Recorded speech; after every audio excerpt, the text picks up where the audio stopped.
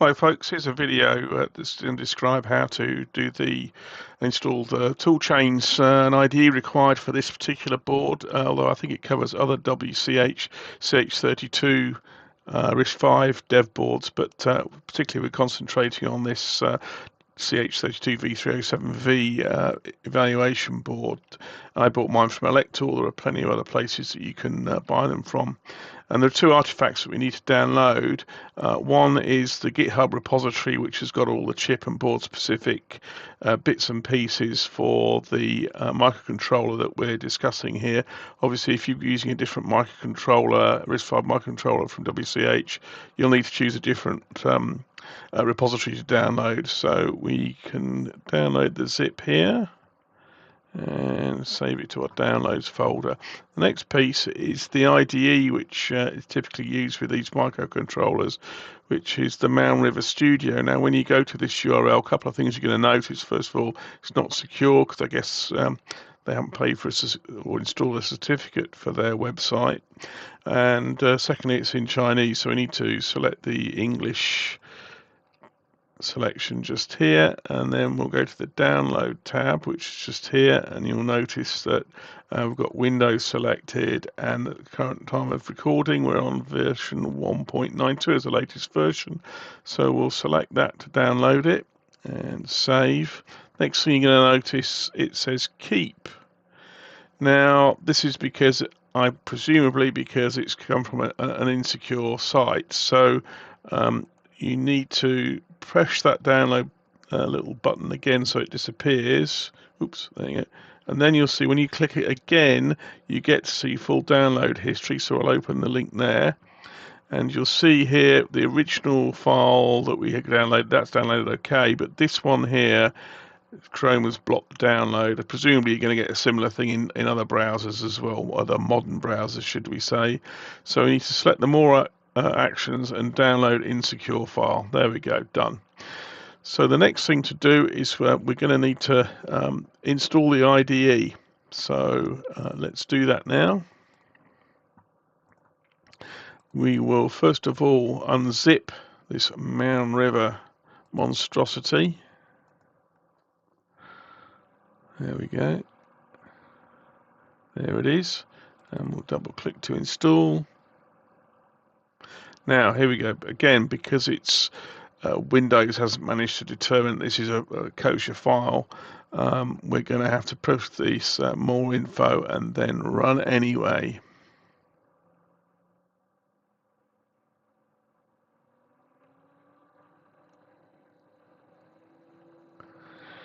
It's going to chunter along for a little bit while it thinks about it.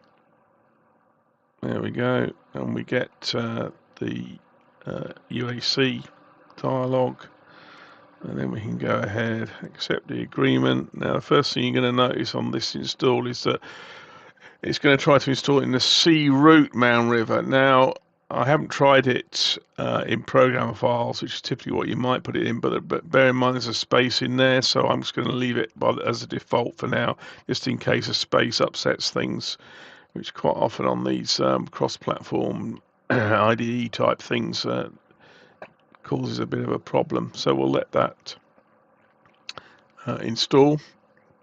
Meanwhile, while that's installing, we might as well unzip this.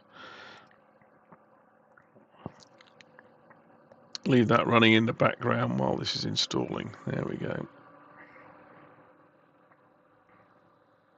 By the way, the machine I'm using here, it's actually a virtual machine running on a Ryzen 9. So actually, if we just look at it here, this is a 7950X, but I'm only running 4 cores on it, and furthermore 12 gig of RAM, so not particularly massive or anything like that, although the processor's not a bad one. Okay, well, we're not going to launch Mound River Studio yet, so uncheck that. We'll let this unzip.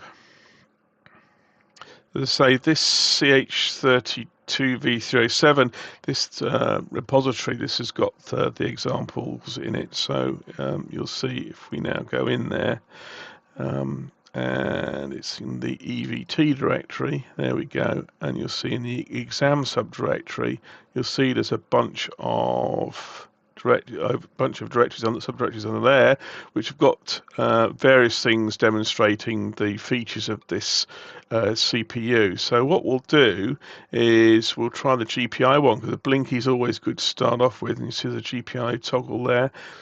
So you see we've got this GPIO toggle WV project. It's got a file association with it. Depending on your settings for Explorer, you might not see this extension, but if you can see this icon, it's got an association with this file. So we can just double click it and it will open up the Mound River IDE. There we go. And if we open up the tree here, you'll see we've got a main here, and you'll notice this is the main file here. There's some various bits of boilerplate for the CPU that you'll notice, and it also opens up a USART, which I'll show you in a moment as well, that we get to use that. And similarly, you'll see it prints stuff out to std.io, which will go down to the UART. It initializes a GPIO, and you'll also see that it does some pretty horrendous jiggery pokery to invert the toggle a bit, which, well, there you go. You also notice as part of the initialization for this, which is called by here, you'll see a whole bunch of bits and pieces which are set up to initialize that port. So a lot of this is boilerplate, but we are where we are. Now, we can build this by just doing a project and build all. So I guess if you need to make sure that you can actually build this project. So the useful note here is that installing this IDE actually installed all the tool chain. The only thing missing from it was the examples, which were we installed with that other install from, if I can find it now, come on, where are you? Here we go. From this CH32V307 main, that had all the examples in it, and the chip and board specific libraries, etc. Okay, so the next thing to do is we need to connect up the board. So let's just do that. Okay, so this is a USB-C connector, and we can pop it in, and there we go. Oops. Make sure it's all there. There we go, in camera shot. So again, if we try to download the program here, okay, so back to the IDE, we try to now to download the program, you'll see again, it's can't actually find it. It's what's going on there. So what we need to do is to install the driver for this. So to install the driver for this, let's have a look at the device manager. And you'll see we've got WCH link here. Now we need to install the driver for it to be able to be visible to the Mound River IDE software. So if we do update driver, browse my computer for files, you'll see I've already selected this, but it'll be basically it's a directory that you installed the IDE to, and you need to include subfolders. Select next, and you'll see it's successfully installed our drivers. Close, and looks good. So next thing to do is if we try to flash this again, miraculously it works. So now let's have a little look-see, see if we can see if this is actually flashing an LED. So if we go back to the board itself, there's no LEDs flashing. Well, the reason is on this board is that there are a couple of LEDs here. See if I can point them out to you. LED 1 and LED 2, and they're not actually assigned to anything. They come out on the pin header here, so I'm not sure if you can just see it. There's LED 1 here and LED 2 here. Now we need to connect it to our port, which is turning on and off. So if I take LED 1 with a little jumper, and I happen to know it's this PA0, And voila, there's our Blinky running. So another thing that I mentioned earlier on was that we've got some UART action going on, and let's see if we can get the standard output to go to the UART. Now, this is the UART is part of an interface which comes down the same USB that you're programming the device with. So the first thing to do is let's open up our terminal emulator, such as TerraTerm, which is what I already had installed. So you may have a different terminal emulator. This is the one I use, and it's the only COM port available is on COM3. Now you can check to see which COM ports it might be on by using the device manager and having a look at the ports, COM and LPT.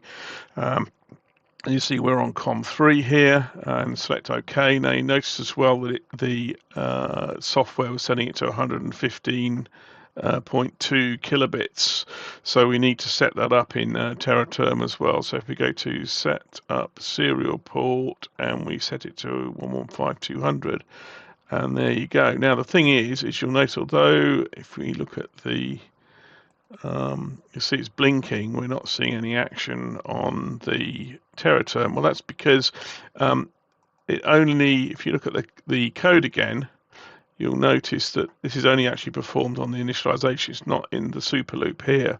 So how can we have a look at that? Well, we can always just press reset. So you'll see there's a reset switch here. So when I press reset, as I did just there, and we get TerraTerm up,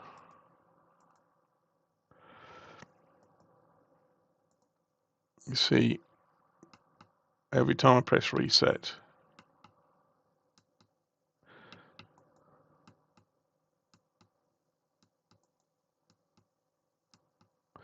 we get something extra in the TerraTerm output.